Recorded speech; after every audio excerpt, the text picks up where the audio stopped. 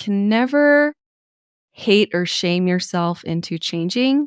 If you're someone listening to this and you want to be more comfortable with your sexuality, don't be judgmental about the part that isn't there yet. Just be curious and compassionate and change from a place of love for yourself instead of changing from a place of hate for yourself.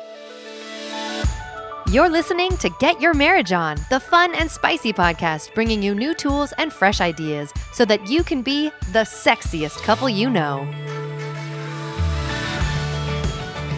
Welcome to the Get Your Marriage On podcast. I am so glad you're here today. Sex positive and shame free are two phrases that you probably don't think about or hear a lot about when it comes to overcoming pornography for good, but that's just what our guest today, Sara Brewer, believes in as one of the keys to helping her clients overcome pornography use. Sara is a life coach that has inspired thousands of individuals to overcome pornography for good. You might already know this, but multiple studies show that pornography use, especially discordant pornography use, doesn't help a marriage. But sometimes our approach to the problem actually gets in the way of healing, like when we emphasize shame and harming ideas around sexuality. That's why I love this interview with Sara. She's positive and upbeat too. In April, I'll be hosting a live workshop all about overcoming pornography use if you're interested in more help on this topic. Now, these live workshops that I do, if you haven't joined one before, they're a really fantastic way to get your questions answered in a supportive environment with experts at a fraction of the cost. And you can sign up for this on our website. Can I tell you something that means a lot to me? This past weekend was our annual marriage retreat in southern Utah. 20 couples from all over, as far away as Alaska and Florida, came to spend a weekend working on themselves and in their marriage. We also had a lot of fun. We went ATVing in the desert and rappelled down 120-foot cliffs in a canyon. I want to tell you about one couple in particular that stands out to me. They came to the retreat with an already pretty good marriage, but wished things were better in the intimacy department. Or perhaps I should say, he was hoping she'd be fixed by coming to the retreat. Through the 4 days we were together, it was amazing to see the visible shift in their relationship. He realized that he had a lot of work to do in his own right, and she courageously addressed her own inhibitions. It's funny to say it this way, that although the retreats are primarily about taking sexual intimacy to the next level, very little of the content presented in our discussions are actually about what goes on in the bedroom, about sexual acts per se. It's because to have a really good sex life, it's 100% about having a good foundation of your relationship and how to be intimate. And I mean intimate as in knowing and being known. I'm inspired by these couples who took courageous action this weekend to really grow and develop their skill of knowing and being known with their spouse. We're going to stay in touch with each other and keep each other updated on our progress over the next few months. And we're talking about possibly doing a 2.0 version of this retreat. If you'd like to be the first to know about our next upcoming in-person retreat and have a transformative experience for yourselves, please go to getyourmarriageon.com, click on retreats, and join the waiting list. Today, I'm excited to announce that on the weekend of June 9th and 10th of this year, my wife Emily and I are going to host a virtual lovemaking retreat. Yes, it's a virtual retreat where we meet online. You and your spouse get a hotel, Airbnb, or send the kids to grandma's house for the weekend just to be alone. Then you can join us over Zoom, but don't worry, you aren't on camera, for 3 sessions while Emily and I guide you through sexual concepts and practices to strengthen the two of you and to find more depth and excitement in your sexual relationship. Everything is taught from a Christian perspective, like there's no nudity or live demonstrations. It's not that kind of a virtual retreat. But people of all faiths, of course, are welcome, whether you're Christian or not. It's going to be really affordable, fun, and a great way to celebrate International Lovemaking Day, which is on June 9th. Get it? Because it's 6-9 on the calendar. Anyway, you'll find more information about it on getyourmarriageon.com under retreats. And now let's meet Sara Brewer. Sara Brewer, welcome to the Get Your Marriage On podcast. How are you today? I am good. Thank you so much for having me. I'm so glad you're here. Now, it's really unusual to have, I think, someone as prominent as you are. You're a female, but you coach primarily men on how to overcome pornography. How'd you get started on all this? Yeah, I coach men. I coach everything from 18 to 65. I have lots of older gentlemen, and we also do have some women in the program. But yeah, so I started working with like young adults within my church congregation. And, if you're Christian or in some Christian communities, you'll know that pornography comes up a lot. Comes Yes. up a lot. Hmm. And it was really distressing for my clients. And I was telling Dan before this that I used to be way into the porn kills love messaging. I would like post it on my Facebook. Porn kills love, stay away from porn. And as I coached and as I learned, I realized that messaging was actually really harmful. And there was a moment where I was looking at my porn kills love merchandise and realized this is not the message that actually helps people. And this isn't even actually that true. And my clients are having so much success, but we're doing things way different than maybe they've done in 12-step programs or they've done in some of these more like, let's fight the enemy programs. Uh-huh. Fight the So new drug type programs or whatever. All yeah. right. Uh-huh. Yeah, and like I like fight the new drug, and I think they're moving away from some of that Uh-huh. harmful shame messaging. So this isn't like I hate fight the new drug because I No, don't no. have it. Uh-huh. But yeah, some of that messaging. So I had a moment where I was in my parents' basement. We were living in my parents' basement. I had a brand new baby.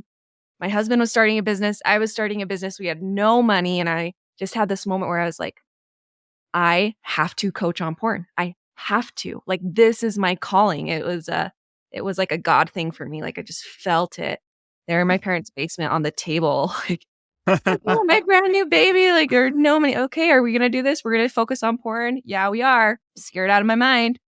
I'm young. I'm a girl. Who's gonna listen to me? And I found, that it's done really well, and it's been so fun. And we created an amazing mission. Even though, and I was just telling Dan too that I get a lot of nasty comments on social media and Facebook specifically. I've had Like to what? oh, it's been a long time since I've looked at them because I've Uh-huh. hired someone to go and delete them for me. Oh, good. That's how but, like, I'll get, like, nude photos that show Oh, up. really? Huh. People will send me, like, yeah, nude photos, and they'll send me, just, like, kinda gross things, and, Mhm. uh, I have to be really careful with the messages that I open, but there's a lot of good too. That's good. So in my area, there's a conference held every year, every other year called the Utah Coalition Against Pornography. And it's a really, really good mission, right? They want to bring more awareness of the harm of pornography use and things like that. And I went to this conference and there was like hundreds of people there. And I'm sitting in one of the rooms, one of the breakout sessions about human trafficking. And the next session was on child abuse. And then Mhm. we had another session with the keynote speaker about Snapchat and Instagram and all these other apps that teens are using and how it's like a vehicle for child pornography. And I Mhm. walked away from that conference like so scared, like, Mhm. oh, we live in such a dangerous world. Like, I can't trust anybody. I'm almost willing to go home, like, cut the internet cord. Like, no more. We're going back to like old, we're going to be Mennonites now. Like, you gotta, Totally. right? I'm scared for my life. And if anything, it did not. I'm so scared about how big the problem of pornography is or how much like out of control behavior can happen because of sexuality. It did not drive me closer to my spouse. In fact, I was even scared to be intimate with her. Mm. And then Yeah. contrast that with a few months later when we put on our first Get Your Marriage On conference in the same town. I wanted to do like a similar type of a idea of like the importance of, intimacy in marriage, but I wanted to have a very opposite effect. So our keynote speakers were about how to make sex great. How do you have good, effective date nights? How do you overcome difficulties in communication so you can get closer together? And people were walking away from that event like holding hands. So there really is a difference, like same type of a goal, but a very different approach, like a shameful approach versus a sex positive approach. Yeah.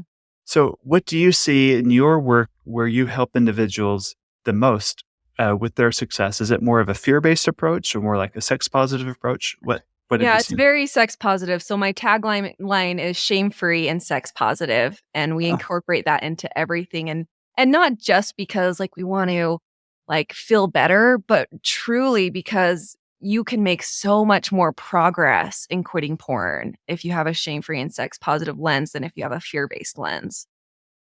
that's so good. But why do so many people struggle to be sex positive?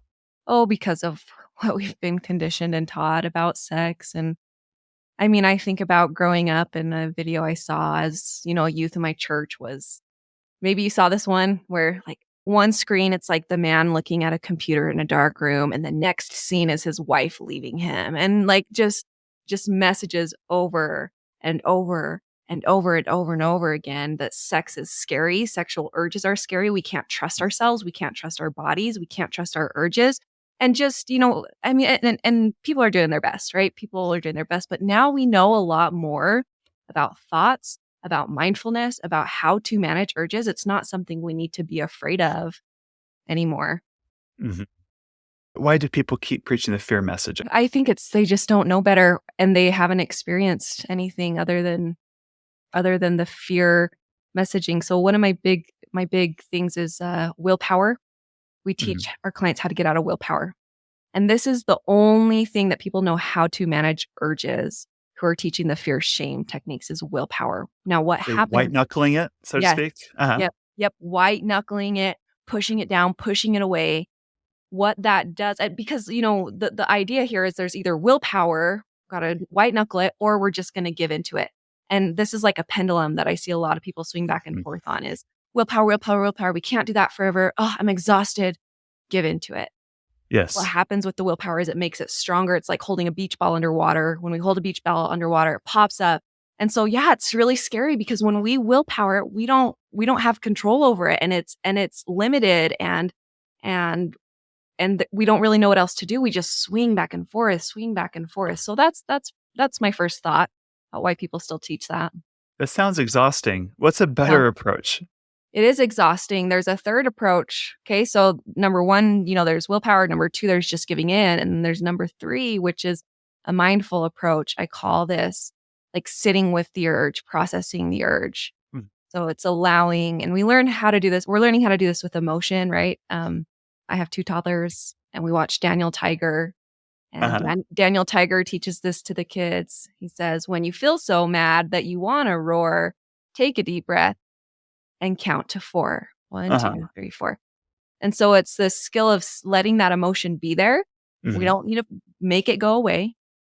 Let it be there, breathe into it, sit into the discomfort, but allow it. And so it's a similar skill with urges. You'll, instead of trying to push it away and being afraid of it and being afraid of everything it's going to destroy, recognize that it's not. Recognize that you can just sit with that and it can be there, and you can experience sexuality while still choosing to act on your value system. It's a skill that takes practice, and obviously not getting to the full depth of it right Is there now. is there a time when you've had to practice that for yourself? Maybe Oh yeah, yeah, can you tell me about that? absolutely, all the time. I felt like when I was a teenager, how useful this would have been. It's like Yeah. that's just like so many hormones, like. Uh-huh. And I use the willpower all the time. My husband and I, sorry if this is too much information, but my husband and I were high school sweethearts, and we just like loved each other. And we'd be like, Uh-huh. no, we're not going to kiss. We're not going to kiss. We're not going to kiss. Okay. We're going to kiss. Right? Like just so much time of that. And we're like, oh, we kissed. Dang it. Because we thought kissing was bad. And Uh-huh. that's a whole other story. Right. But yeah, so right, like we do this with anything. You can do this. It's not just a sexual urge skill, it's a skill with emotions. So I also like I said, I'm a mom, Mhm. and anger when I had my second baby, again, like all the postpartum stuff, like emotions. And I remember one day in particular being so angry. And I was like, no, wait, I'm not gonna be angry. That's a stupid thing to be angry about. I'm not gonna think about that. I'm not gonna focus on that. Push down, push down, push down. That night comes along and I just exploded. Uh-huh. Exploded, and I knew, I was like, "Oh, it's because I've been pushing this down all day instead of practicing processing it, working through it, instead of just trying to ignore it." So we use it you can use it with urges for sugar, you can use it for urges for Mountain Dew, any of these urges for extra dopamine. Pornography has a lot of dopamine in it. You can use it with emotions. You can use it all everywhere. It's just a very general, beautiful skill. Gotcha. I want to talk about the dopamine thing for a minute Okay. because I hear a lot of messaging. There's a popular app out there called Brain Buddy that people use. Mhm. I don't think it's very effective, but it's on this theme that dopamine is the enemy. You have too much dopamine, you're addicted to dopamine. So participating in activities that give you dopamine are harmful. Therefore, we're going to cut out dopamine in your life, and pornography Mhm. is your main source of dopamine. That kind of an idea. Okay. Where does that theory break down? I think if we villainize dopamine, we kind of get the same thing as if we're villainizing sexuality, right? Yeah. You do get more dopamine in your brain. And so with porn, there's some extra dopamine. And that's why you might have consistent or more compulsive urges to view porn. So, like, your brain remembers that you get this dopamine from porn every night at 10 p.m. It's going to remind you every night at 10 p.m. Now, we can use that, just recognize it and see what's happening, and then use some skills to start bringing down that over desire without villainizing it Hmm. and recognizing that, yeah, there's more dopamine in porn, but yeah, there's also more dopamine in sugar. And a lot of us have cravings for Uh-huh. sugar. And that doesn't mean addiction. Right. And there's also dopamine from, doing service to other people. Even Oh, yeah. prayer or Bible study, those things give you dopamine too. So Yeah. dopamine alone isn't the enemy. It's No, it's not. And some of these substances like porn or sugar, they're gonna have, I don't know, like extra concentrated amounts or something that make it like, oh yeah, I would rather do porn than read my uh-huh. scriptures. But that also doesn't mean addiction. It doesn't mean that it's bad. It just means that there's some stuff. Like, it means and I won't go deep into this. You can listen to some of my other stuff, but it means your brain, your reward system is working correctly. It Uh-huh. doesn't mean it's broken. Yes. Right, right.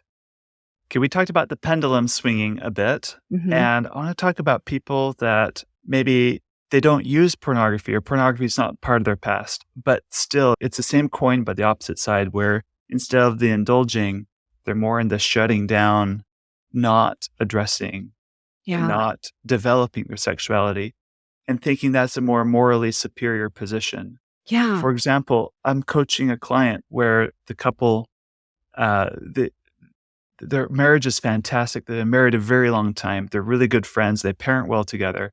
It's just sex is the sticking issue in their marriage. Yeah. And for her, in this case, she doesn't want to be sexual. She doesn't feel safe being sexual because she's been taught, sex is scary, sex is dangerous. Look at all the horrible and harmful things that can happen with one's sexuality. It needs to be managed and controlled. Mhm. And that's leading to really a lot of difficulties in the relationship. Yeah. It's just a change in viewing what is beautiful human development and being able to accept that, guess what? We're sexual beings. We have sexual organs. And most of us, do have a sex drive. And that's can be a really beautiful thing. Like, do we accept the body God gave us exactly how it is? Or do we think that God created some evil here? That's something Hmm. you have to grapple with. Hmm. I recently participated and spoke at a BYU conference around pornography, and one of the speakers there, I loved what he was saying. I need to get him on my podcast. Uh-huh. He was talking about porn specifically, and I hope this relates. If it doesn't relate, tell me. But he was saying, instead of using, like, always going to your partner and talking about porn in like a confession, Yes. Uh-huh. what if we could use it as a way to connect? A connection point, whether that be connecting with something you're struggling with or connecting with, guess what I found out that I liked? Guess what I found Yes. out that is exciting to me This speaks to my sexually? eroticism. Right. Yeah. Uh-huh. Uh-huh. Yeah, and I understand that if there's a lot of conditioning around sex is this necessary evil, sex is bad, that's gonna take some time and some, like, intentional reframing, intentionally looking at it differently. But sex doesn't have to be a necessary evil, and like I see with pornography, when it is, that's when we have out of control behavior. That's when we are disconnecting from our people. It's scary, and it might be hard to start developing that part of yourself, especially with all the conditioning we were taught around it. But just because it's scary and hard doesn't mean that it's not worth pursuing. In fact, those are probably the things that we should be interested in pursuing. So, for those that do pursue a healthier integration to their own sexuality, how do you see that helps them just as a byproduct, I guess, of their compulsive pornography use? Yeah. So the pornography use, if you're pushing down, pushing down, pushing down, pushing down, and you have a ton of testosterone and you're male and you're just like trying to, I always think of the scene in Hunchback of Notre Dame. Have you seen Uh it? huh. With the Yes. priest, the creepy song where he's like Yes. lusting after Esmeralda. Esmeralda. Yes. Uh huh. I know what Whenever you're I talking about. Uh-huh. whenever I think of like pushing down and demonizing sexuality, I think of that scene and it Uh-huh. just like it doesn't create goodness. It just creates like suppression, which is like holding this beach ball down underwater. And then it just, when you hold it down, it just pops up and you feel like you don't have any control.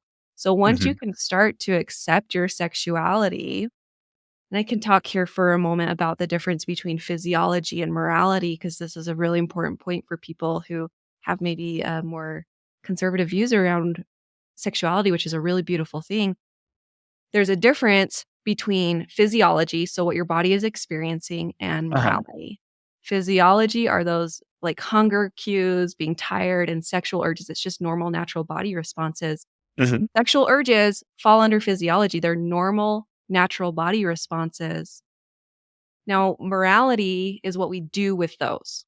Okay, gotcha. It's the compass. Uh-huh. Yeah, morality is what we do with those urges. So if you have a hunger, if you're feeling hunger, you have choices. You can steal someone's food, you can go make a sandwich. So morality is what you do with that feeling. Same with sexuality. When you have a sexual urge, it is not good or bad. Uh-huh. It's just there. It's just a physiological response. Now, depending on your value system, your morality is what you do with that physical response. But if we're thinking that the actual sexuality and the sexual urge and the feeling is bad, that's going to create this willpower resist react cycle that we've talked about. And so a key component for my clients is being able to neutralize those physiological symptoms, look at them more neutrally and factually, not shame them. That's huge. Once we stop shaming the desire for sex, they can actually have control over their sexual actions. Any stories of people you've worked with, or maybe from your own experience, how you overcame shame of those urges or whatever? Because shame seems to be a huge component in all of this, like perpetuates the cycle. Yeah. Well, I think about a client, Koji, and he was like an Ironman runner. Uh-huh. He did hard things, right? Uh-huh. So hard. And he told himself he struggled with porn for a long time and it was really distressing to him. He was like, I'm gonna run this Ironman. If I can do this Ironman, I should be able to quit porn. And so he did the Ironman and he wasn't able to quit porn. And he fell into this deep depression. Right. A He very can run, he can do an Ironman. He can run a marathon, swim 3.5 miles, and bike 160 miles, yeah, but you it's can't crazy. stop pouring. Like, what's wrong with me? Right, exactly. It was crazy, and he got really distressed, suicidal for a little bit, really bad. He got out of that really deep place, and he started working with me, and the only work we did was the story that he had around himself. We didn't even, like, do any of the mindfulness stuff, which is something huge that I talked. We just talked about the shame Uh-huh. and how it was everywhere in his life between, like, schooling and parenting influences and just everywhere. And what we did is we decided to rewrite the story of Mhm. him.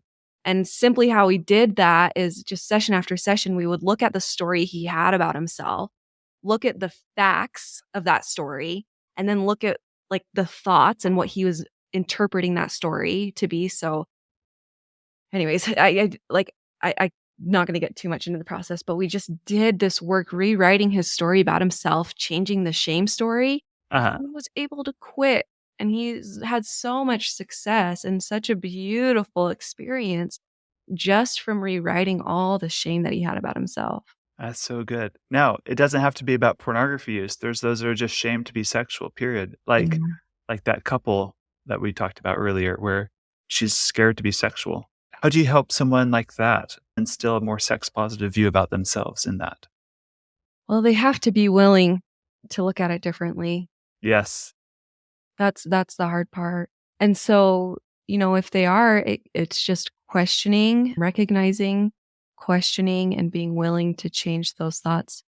I love the movement in Christianity and Christian communities around sex positive recently. There are Mhm. so many people who preach this that are very spiritual people and very involved in their religion and very close to God. So it just kind of depends on like what their hangups might be around it. Is it because it's like a bad thing, or is it because it's scary to be vulnerable? It's absolutely terrifying to be vulnerable in that way Mhm. if you're not used to it. Right. It just Uh-huh. kinda depends on what's underneath it. Gotcha. Good, good. Okay, we kind of hinted on this. Can you talk about the value of being curious and incorporate more curiosity as part of being a sexually healthy person? Yeah, so with people who wanna quit viewing porn, who might have more compulsive use or even just habitual use, they wanna quit. Curiosity is one of the main emotions that we try to foster and develop Mhm. instead of judgment and shame. So around sexuality By go the way, ahead. I want to pause you there because I think that's brilliant what you just said. The opposite of judgment is curiosity. Yeah, yeah. Um, so, yeah, I think that. Yes, especially, like, around sexuality, there's so much judgment. Mhm. And curiosity is a great stepping stone because even if you can't get from like judge, judge, judge to this is great and I love this part of me, you can maybe more easily get to, I wonder what's going on here. I wonder why I experienced this. I wonder what this feeling is. So, if someone slips up with porn, they're trying to quit porn and they view porn. Mhm. You have options. You can get into judgment. What is wrong with you? I shouldn't have done this. Resist, Uh-huh. willpower, cut the cords to my internet. Uh-huh. Hunker down. Hunker down, Uh-huh. beat myself up, Right. which happens a lot, and then when we beat ourselves up, shame spirals, maybe like typically leads to a lot of binging or suppression or we can move into curiosity. Hmm. So if we're looking at this like a scientist, just Mhm. getting out of the drama of what I did and if it's good or bad, whatever. We're just getting into the mindset of a scientist, like we're watching a new species of animals. What happened? Uh-huh. What was I doing? What was I feeling? What was leading up to it? Was I stressed? Was I lonely? Was I insecure? What did I view? How much did I view? What exactly did I see? What happened afterwards? Just getting into the curiosity can help us actually see what happened so that we know where to make tweaks and where to get coaching and where to get help. So that's from like someone who's trying to quit viewing pornography, like the curiosity. Do you want me to speak more about that about something else? Yeah, on the pornography side, but also about someone that's kind of just suppressed their sexuality, period, and hasn't nurtured it at all. Yeah. Getting curious too can be a really beautiful experience for you. Like, even if we don't have big expectations, or this is what I'm supposed to experience, or this is how people are sexual, right? We have lots of, when you watch TV, you see Mhm. a sex scene, they're always orgasming at the same time. And you expect it to be like that. And maybe we just get curious and instead, I wonder what this is like. I wonder how we experience this. I don't have to be perfect, but what if I was going to, instead of like shoving away this part of me that's sexual and hating this part of me that's sexual, I wonder what is good about this. I wonder what is beautiful about this. I wonder how this actually adds to my life. And even if I'm single and I don't want to have sex and I don't really want to experience like a lot of sexual things right now in my singledom, I can still develop a relationship with my sexuality that is beautiful.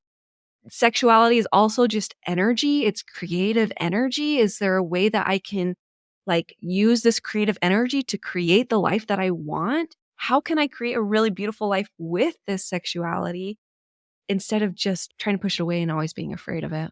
That's so good. That's so good. That reminds me, a week after I was married, I was a university student with my wife at the time, and I just had so many questions about sex because I didn't have a very comprehensive sex education. I got the biology, Yeah. the reproductive biology part, understood, but like how to build a great sexual relationship. Why does my body do these kinds of things? Had so many questions. So I go to the library and I was so nervous. I didn't want anyone looking over my shoulder. So I go to like a computer terminal, like in the corner, and I search for like a human sexuality textbook, thinking that would probably be a safe place to get some Yes. information. I wrote down the call number and I go down to that section on the third floor of the library. And I'm like, I don't want anyone to catch me in this section of the library, right? hey, Dan, what kind of book are you getting today? Well, I want to know that, right? So I shift my eyes to the right and the left. No one's there. I find the book. I grab it, tuck it under my arm. And just my luck, it was a woman checking and scanning the I give 'em my little library card, right? Like, no eye contact, don't look at me. Put it in my bag, and later that night, I go home and I pull it out of my bag, and, my hands are shaking, like, this might have answers, but is this really okay? I'm just feeling so many questions, like, Yeah. is this okay?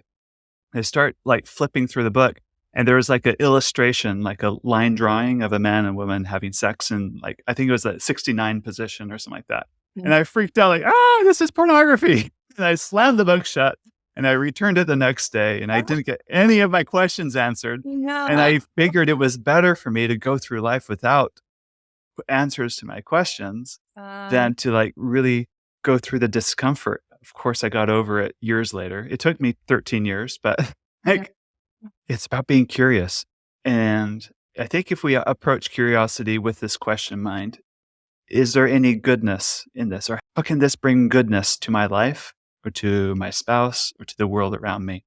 Yeah. If you're seeking goodness, I think that will lead you on the path to what you really want. And depending on your circumstances or where you are, I think when you go with the goodness frame, you're going to look for ways where sex can be a positive in your life because it's about creating and creation and connection and those kinds of things.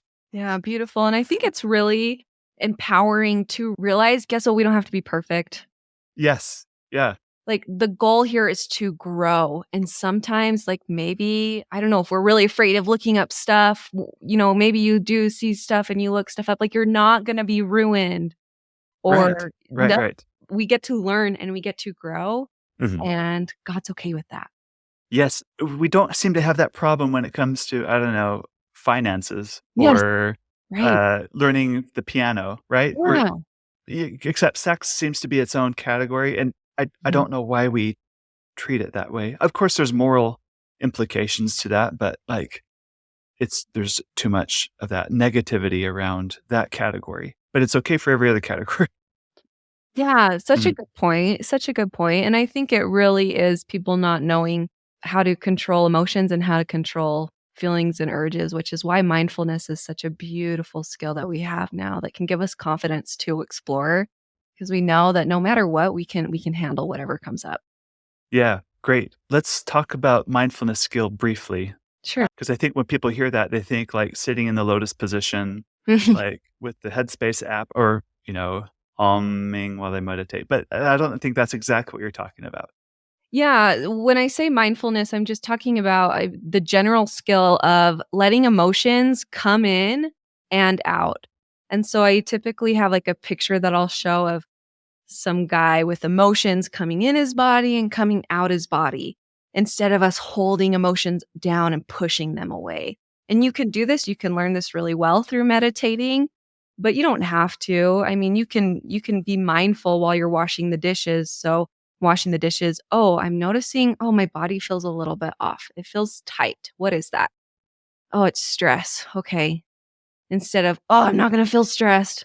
Okay, let's just breathe into this stress. Let's get curious with it. Going back to curious, it's being curious with what we're experiencing Mhm. in our body, letting it be there, not demonizing emotions, not demonizing anger, not demonizing stress, not demonizing sexuality. As we do that, sometimes people are afraid to do that because they think if they do that, it's going to stay. Mhm. Doesn't. It's like a paradox. It doesn't. When we allow it to be there, it comes in and it comes out.